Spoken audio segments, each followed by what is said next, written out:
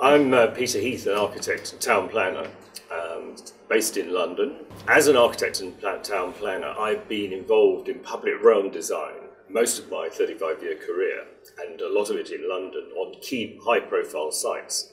So I was honoured when invited to be a jury member for the Victory Square proposals in Prague, to take on something which, like in London, is a very high-profile and important site.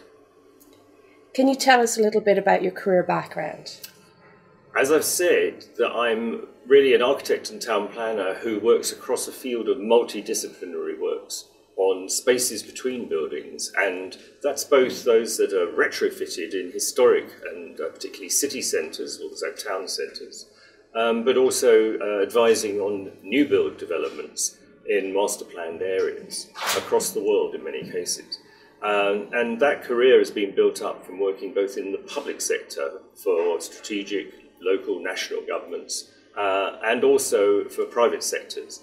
And in particular, the modern way of doing things is to get a partnership of clients, often with a partnership of funding.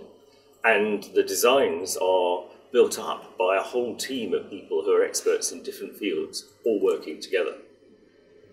Do you have experience with similar squares, places as the vignettes, and they must take heavy traffic, a lot of people? In central cities of world status, like London and other cities, it's very important to optimise the balance between the needs of vehicle traffic and pedestrian traffic. And the key examples, I suppose, from my personal career in London have been Trafalgar Square, known, I think, across the world as the heart of London, a great celebratory Victorian square, a great historic space in our 2,000-year-old city, where the traffic roundabout, effectively designed by the Victorians, was the only seeming solution to meeting a traffic junction of great complexity. Not designed, obviously, as a traffic junction originally, evolved.